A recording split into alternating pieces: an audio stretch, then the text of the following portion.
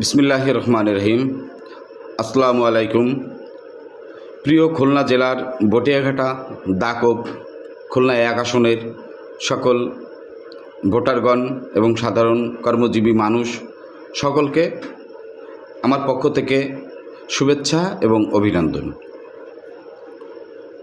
প্রিয় দাকব বটিয়াঘাটা উপজেলাবাসী, আমি মোহাম্মদ বিদার শিকদার। আপনারা জানেন ২০২২ সালের ডিসেম্বরে ১ নং জলমা ইউনিয়নে আমি স্বতন্ত্র প্রার্থী ছিলাম। তখন আওয়ামী ফ্যাসিস্টরা কোনো রকম ভোট হতে দেয় নাই। ৫ই আগস্ট ২৪-এ মাফিয়া শেখ হাসিনা পতনের পরে দেশে একটি গণতান্ত্রিক চর্চার দিকে এগিয়ে যাচ্ছে এবং মানুষ তার ভোটাধিকার ফেরত পেয়েছেন। এরই ধারাবাহিকতায় গণ অধিকার পরিষদ ট্রাক মার্কা নিয়ে তারুণ্য নির্ভর একটি দল, তারা সাধারণের দোরগোড়ায় পৌঁছে গেছেন। বিপি নুরুল হক নূরের নেতৃত্বে গণ অধিকার পরিষদ সারা বাংলাদেশে ৩০০ আসনে প্রার্থী ঘোষণা করেছেন। তারই ধারাবাহিকতায় আমি মোহাম্মদ বিদার শিকদার, আমি বটিয়াঘাটা উপজেলার গণ অধিকার পরিষদের সাবেক আহ্বায়ক এবং বর্তমান খুলনা মহানগরের সিনিয়র জয়েন্ট সেক্রেটারি হিসেবে রাজনৈতিক কর্মকাণ্ড পরিচালনা করে আসছি।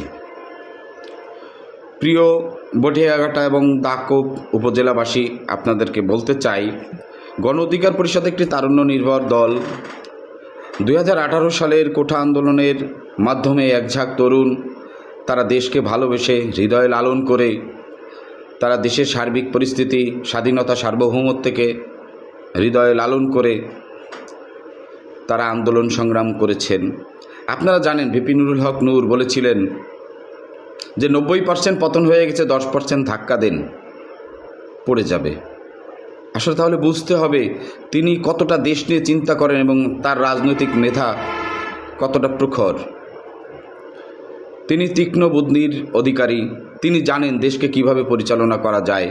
অনেকেই মন্তব্য করেন যে অল্প বয়সী ছেলে পেলে, হ্যাঁ, তরুণরাই আগামীতে ভবিষ্যতে নেতৃত্ব দেবে। আপনারা দেখছেন ভবিষ্যতে, কাউকে ছোট করে কথা বলছি না।